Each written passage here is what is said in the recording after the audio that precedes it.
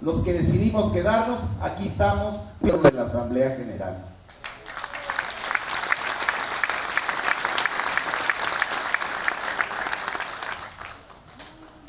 Acordamos también dar la lucha por la recuperación de nuestro trabajo, de nuestra fuente de trabajo. Y acordamos también crear un Frente Nacional de la Resistencia Popular como el instrumento que nos iba a permitir articular las alianzas del sindicato para lograr los objetivos que habíamos planteado. Dijimos que la lucha tenía que desarrollarse por todas las vías, por la vía jurídica, por la vía política, por la vía de la lucha social. Y bueno, en esos momentos también había quienes pensaban que lo que teníamos que hacer en forma inmediata, después del desalojo y la publicación del decreto de extinción de Luz y Fuerza en el diario oficial de la Federación, era regresar inmediatamente a los centros de trabajo y tomarlos por la fuerza, en una acción directa por recuperar nuestra fuente de trabajo. Esa discusión que dimos fue muy importante, compañeros, porque a final de cuentas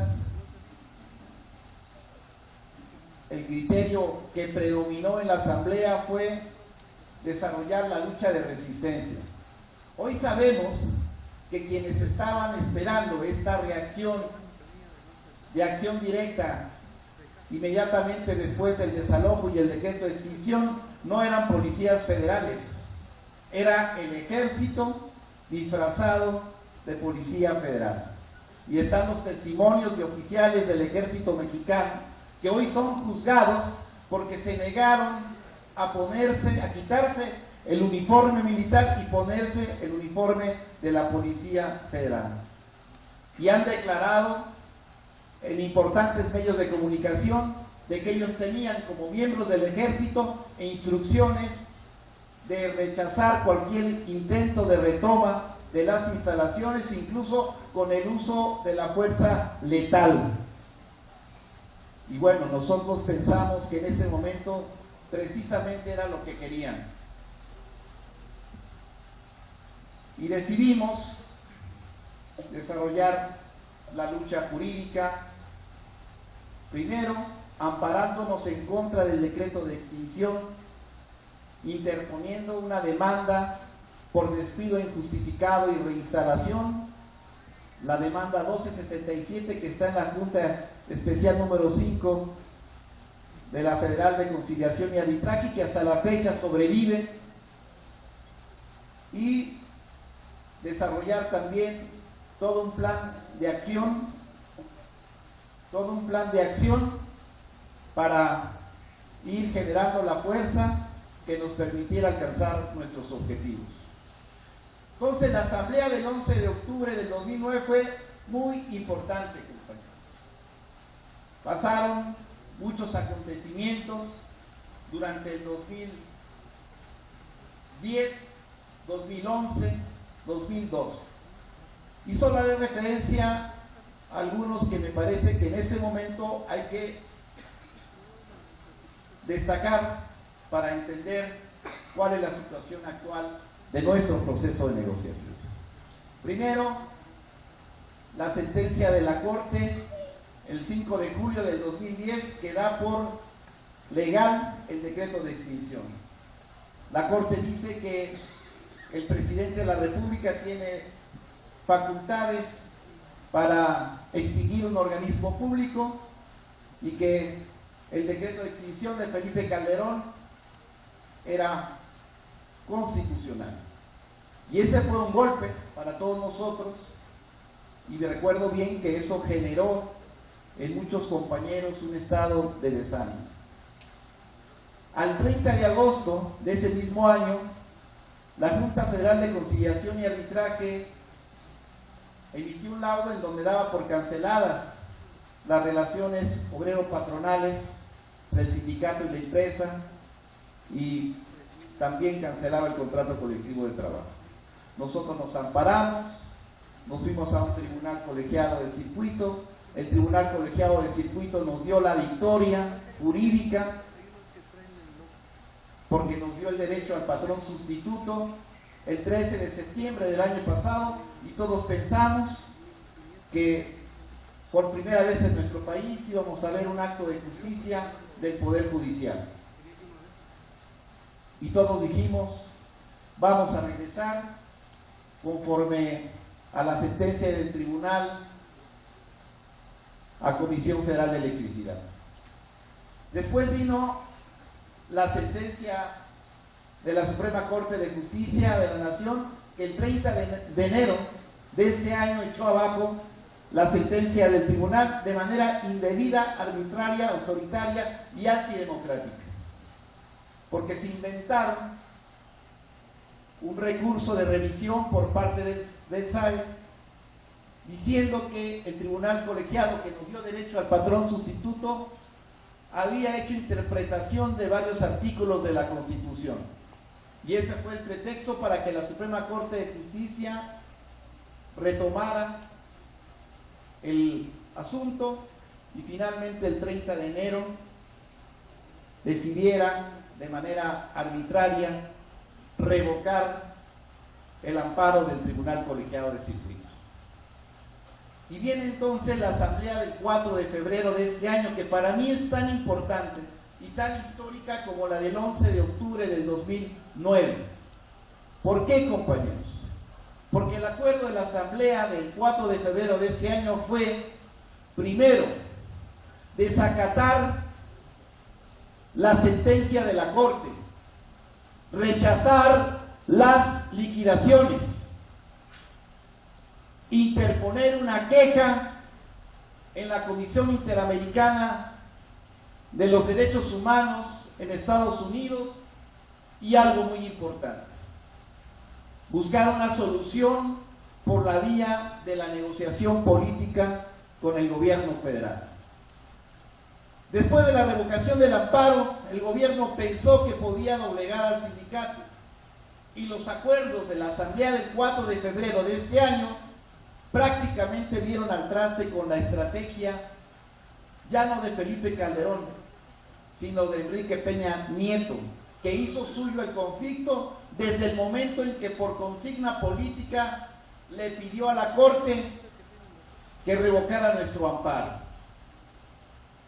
Y entonces lanzaron otra vez la campaña mediática de que ya no había nada que hacer, que en el terreno jurídico el sindicato estaba derrotado, que no había otra instancia más en el país para impugnar esa sentencia de la Corte, de que debíamos ir otra vez, por enésima vez, a liquidarnos y que ya no había nada más que hacer.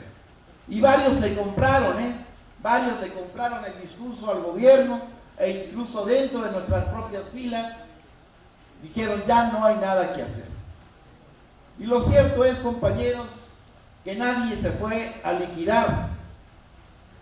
Nadie se fue a liquidar, y no hay cómo ellos puedan obligarme a mí y a todos ustedes a que nos vayamos a liquidar. Y mientras no nos vayamos a liquidar, seguirá el conflicto, compañeros. Y el conflicto entonces no está solucionado por la vía en que ellos pensaron que nos podían derrotar, por la vía jurídica de un acto arbitrario del Poder Judicial de la Federación. Estamos vivos y no nos pueden obligar a irnos a liquidar. Como el conflicto no puede ser eterno y como el país tampoco siempre es el mismo, había que pensar entonces qué es lo que está ocurriendo actualmente. Por el lado de lo jurídico, todavía tenemos una demanda en la Junta Federal de Conciliación y Arbitraje que sobrevive a la sentencia de la Corte, y eso nos da también ahí una pauta de seguimiento de la lucha jurídica dentro del país.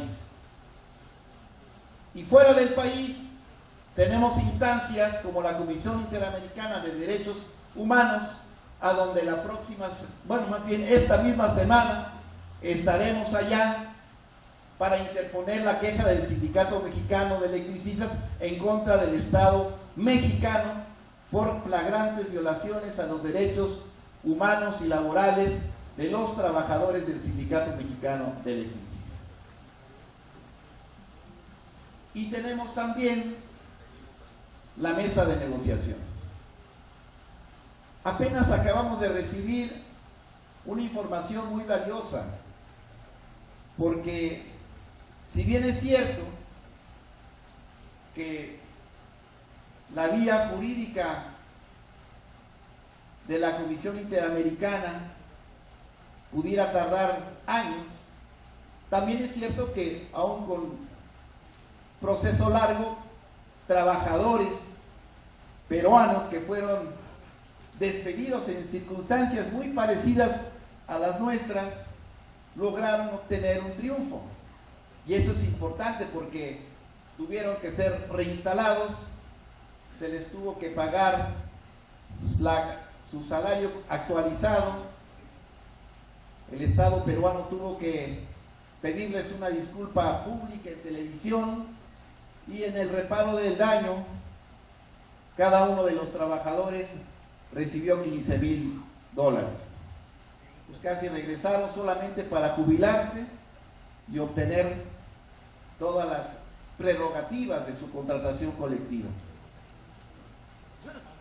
Y nos comentaba el compañero peruano que trajo esta información que eran alrededor de 500 trabajadores, y que muchos dijeron a la hora de que un abogado les fue a decir, bueno, pues es que hay otras instancias, es que es necesario hacer esta denuncia, las cosas no pueden quedar así. Pues de 500 aproximadamente, solamente 167 suscribieron su demanda en la Comisión Interamericana de Derechos Humanos. El resto dijo, ¿para qué vamos a otro país? Eso va a durar mucho tiempo, esa es una jalada de los abogados, eso no sirve de nada, y al final de cuentas pues se quedaron fuera de la reparación del daño y todo lo demás que ya dije. Nosotros no es que estemos planteando que por esa vía, forzosamente, inevitablemente, después de muchos años, ganaremos. No, pero sí lo estamos diciendo en el sentido de la importancia que tiene ventilar un asunto como el nuestro fuera del país, en otras instancias, en otros tribunales imparciales, para lograr un efecto político en la mesa de negociación. Cuando nosotros nos movilizamos, no nos movilizamos en un fin en sí mismo, sino que estamos generando o buscando generar condiciones políticas, primero, en una primera etapa, compañeros, para sobrevivir después que se desató una verdadera guerra de exterminio en contra de nuestra organización, y enseguida para generar una correlación de fuerzas como hicimos en el 2010 y en el 2011 con la huelga de hambre, con la toma por 6 meses del Zócalo de la Ciudad de México, y con todas estas movilizaciones, tomas de edificios, bloqueos de calles, alianzas nacionales e internacionales, para llegar a una conclusión jurídica que nos favorecía. Pero estamos en un país donde no hay justicia para los trabajadores, donde las instituciones del Estado prácticamente se han desviado de su propósito, se han desviado de la aplicación estricta, política, jurídica, económica, de los preceptos constitucionales, en un país donde no hay ley, y donde quienes gobiernan, en donde los que legislan sirven a los intereses de los extranjeros y de las grandes empresas transnacionales. Si no, ¿cómo explicamos, compañeros, que apenas hace 2 semanas en el Congreso de la Unión se aprobó una ley que hoy permite que los extranjeros puedan comprar nuestras fronteras y nuestros litorales? ¿Cómo es eso, compañeros? ¿A quién le preguntaron? ¿Cómo hicieron? para estarse ahí, en esos cargos, en esos puestos, con esas funciones, y a espalda de la Constitución y a espalda del pueblo, tomar decisiones como las que tomó la Suprema Corte de Justicia de la Nación para negarle el derecho a la vida, no solamente a los 44,000 trabajadores que fuimos despedidos, sino en general a los trabajadores en México. No hay justicia y tenemos que ir a buscarla donde tengamos que ir a buscarla. Nosotros alcanzamos el acuerdo del 13 de septiembre del 2013 para instalar una mesa de negociación, 2011. Ahí, esa mesa está vigente, compañeros. Y el planteamiento de la mesa, en la idea de alcanzar el objetivo por la negociación política, sigue siendo lo mismo. Dijimos, queremos la reinserción laboral y productiva de los 16.599 trabajadores que no nos hemos liquidado. Dijimos también, queremos la libertad de nuestros 11 presos políticos. Aquí está Miguel Márquez, que fue liberado por la movilización y en la negociación en la mesa. No fue una concesión del gobierno, no fue porque se hubiera cumplido una sentencia, fue porque la movilización lo arrancó de las cárceles de la burguesía. Y 10 compañeros más lograron su libertad por esa misma vía. Y hoy estamos exigiendo la libertad de nuestro compañero Jorge Uribe Gaona, que es el preso político de nuestra organización, que está por ser liberado. Nosotros hemos dicho que para alcanzar nuestro objetivo por la vía de la negociación política tenemos que generar condiciones. Y las condiciones se van presentando de un modo u otro, favorables o adversas, conforme se desarrolla un conflicto más allá de nuestro propio conflicto en el Sindicato Mexicano de Electricistas. Y hoy estamos viendo cómo en el país van surgiendo nuevas resistencias, nuevos contingentes que, al igual que nosotros, se oponen a la privatización de los servicios públicos. Y hoy tenemos un movimiento magisterial emergente muy importante, como no se había visto en varias décadas, con el cual estamos aliados y nos estamos fortaleciendo mutuamente con los compañeros. En la mesa de negociación nos preguntan ¿qué hace el SME en Chilpancingo? Y aquí la división Cuernavaca y Alameda fueron a Chilpancingo, Guerrero, a apoyar a nuestros compañeros maestros. Acabamos de marchar conjuntamente el 1 de mayo. El día 15 de mayo, el Día del Maestro, estuvieron en la Ciudad de México y también estuvimos ahí en una gran movilización. Actualmente tenemos una carpa en su plantón en el Zócalo de la Ciudad de México, haciendo acto de presencia solidaria. Y todo eso no le gusta al gobierno federal, porque entonces se van entretejiendo, se van entrelazando los movimientos, las resistencias, los conflictos, y es como nosotros podemos ir fortaleciendo nuestra correlación de fuerza en la mesa de negociación. Lo último en la mesa de negociación, que ustedes ya conocieron por la información que se ha vertido, es de que los compañeros que alcanzan los requisitos contractuales para su jubilación podrán jubilarse, compañeros. Y estamos hablando de un número aproximado de 3,000 compañeros que ya trabajaron. No les van a regalar nada. Están alcanzando su derecho a la jubilación, considerando también los años de la resistencia como parte de su antigüedad para alcanzar este beneficio contractual. Y eso, compañeros, es un avance de nuestro movimiento en la lucha de la resistencia. Alguien me decía, oye Humberto, pero eso no es todo. Claro que no es todo, pero es muy importante.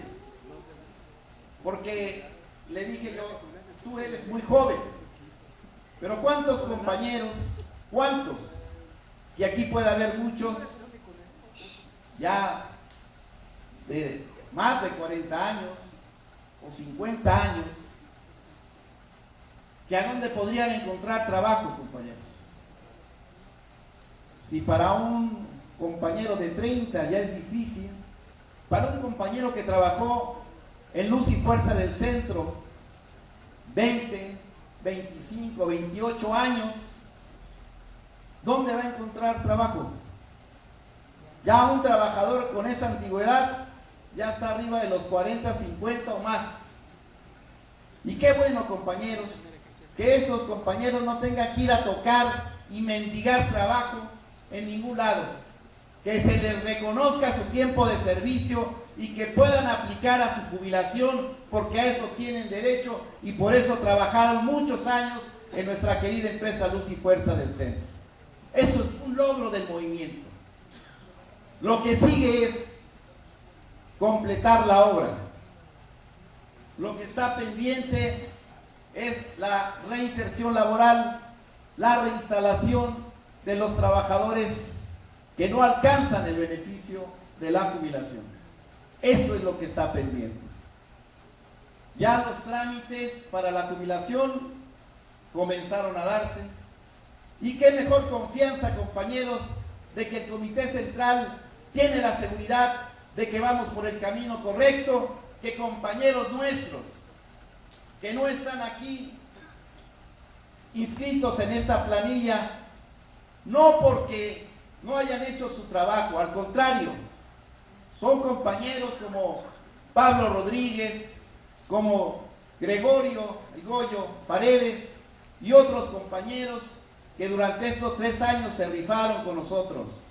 Pero qué tan convencidos estamos nosotros de que vamos bien, que los compañeros ya no participan porque van a entrar en el paquete de las jubilaciones de los compañeros del movimiento, de lo que hemos alcanzado, de lo que vamos a alcanzar y de lo que vamos a ganar, compañeros. Lo que sigue entonces es, entendiendo que el gobierno no va a ceder como sabemos que lo ha hecho en estos años. El gobierno en su estrategia nos pondrá una u otra trampa más. Nosotros vemos cómo ellos quieren administrar el conflicto, pensando que nos pueden desgastar, debilitar, dividir y en algún momento derrotar. Nunca se les va a quitar de su cabeza, porque saben bien que el sindicato es una organización de principios, que es una organización que siempre se resistirá hasta lo último a la privatización del sector eléctrico nacionalizado. Ellos lo saben y por eso no se pueden quitar de la cabeza la idea de que es posible derrotarnos. Si piensan que los compañeros que alcancen el derecho a la jubilación, teniéndola, se retirarán de la resistencia, se equivocan. Todos los compañeros que hoy resisten y que tengan derecho a la jubilación, alcanzándola, seguirán en la resistencia, compañeros, y nos van a hacer un favor, porque entonces esos 3,000 le darán un respiro económico a sus familias, al propio sindicato, con el pago de su propia cotización, de su cuota sindical, para seguir resistiendo, compañeros, hasta alcanzar la victoria. Nos vamos a fortalecer en vez de debilitarnos. Y lo que queda pendiente entonces está en el tema del cómo. Ya dicen ellos en la mesa de negociación que sí hay regreso al trabajo, pero todavía en su círculo, donde se ponen de acuerdo las diferentes secretarías de Estado, la propia Comisión Federal de Electricidad, no tienen todavía un consenso para decir es por esta vía. Y nosotros le decimos, nosotros queremos regresar al sector eléctrico, queremos regresar a Comisión Federal de Electricidad, queremos regresar a una división dentro de la Comisión Federal de Electricidad, queremos regresar a otra empresa filial o queremos regresar a un nuevo organismo público, que le pongan el nombre que quieran, compañeros. Pero lo que sí es que tiene que ser para los trabajadores de la resistencia que no renunciaron al sindicato, que creyeron en él y se mantuvieron firmes durante todos estos años. Han como planteado varios escenarios de la reinserción. Nosotros queremos entrar en la siguiente etapa de la negociación ya con propuestas concretas, compañeros. Propuestas de cómo, a dónde, con quién, cómo. Pero lo cierto es que no se pueden echar para atrás porque están ahora ellos acorralados.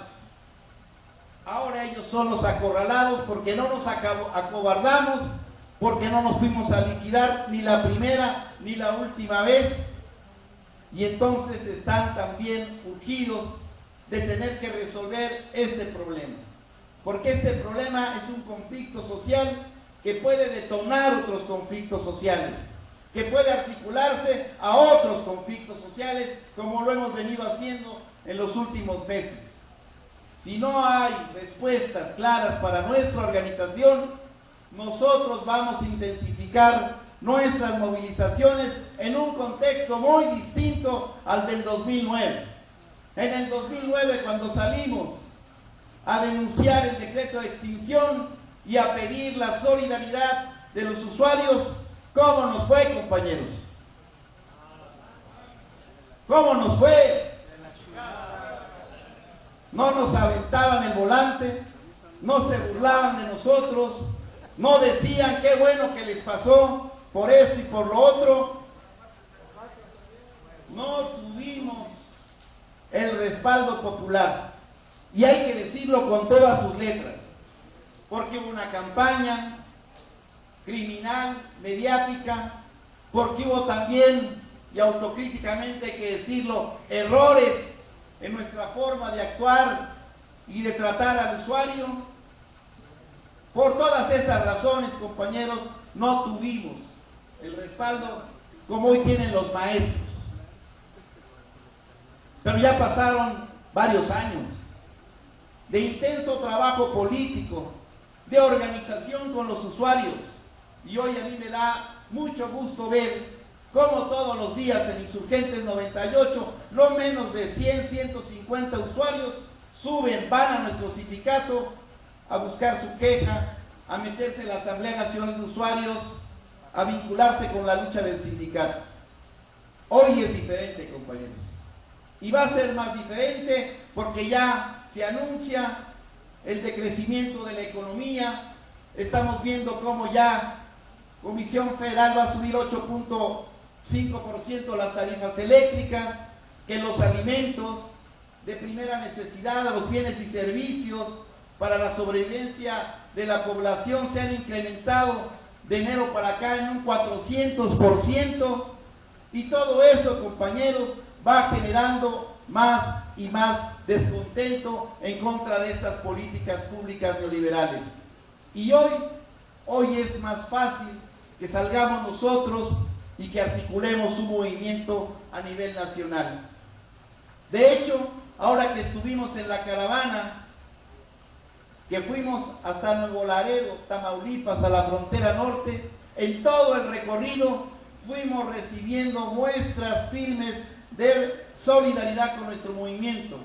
Fuimos recogiendo el descontento de los usuarios dentro y fuera de nuestra zona de atención, porque están hasta la madre de las tarifas eléctricas y del mal servicio de Comisión Federal de Electricidad. ¿Qué estoy diciendo, compañeros? Que estamos de frente a una oportunidad inmejorable para fortalecer nuestra correlación de fuerzas si salimos a hacer política con el pueblo, si salimos a convencer a los usuarios de que se unan a la resistencia, si somos capaces también de vincularnos con los movimientos masivos como el de la Coordinadora Nacional de Trabajadores de la Educación. Estoy hablando, compañeros, de más lucha, no de esperar a que nos caiga del cielo nada. Hay que resistir, hay que sobrevivir, pero también hay que luchar, compañeros, para fortalecernos. Y en eso estamos, en eso vamos a seguir. Y hoy esta planilla del grupo 11 de octubre viene a plantear continuar la lucha de la resistencia, fortalecernos y sacar los mejores resultados de la mesa de negociación. No vamos a cancelar nuestra queja en la Comisión Interamericana. El día jueves próximo estaremos allá en Washington, D.C., para entregar la queja.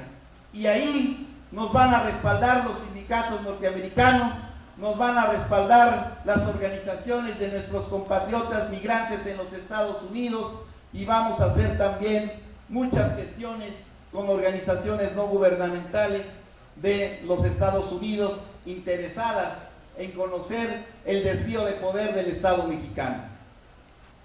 Seguimos pues, compañeros, en una lucha que no va a ser eterna, una lucha que se tiene que acabar en cuanto alcancemos nuestro objetivo como sindicato, pero que nunca acabará, compañeros, mientras gobiernos como los que tenemos, mientras poderosos intereses económicos nacionales y extranjeros sigan explotando a nuestro pueblo, sigan arrebatándonos la riqueza nacional y pretendan también la privatización de los derechos sociales que nos dio la revolución del 10-17.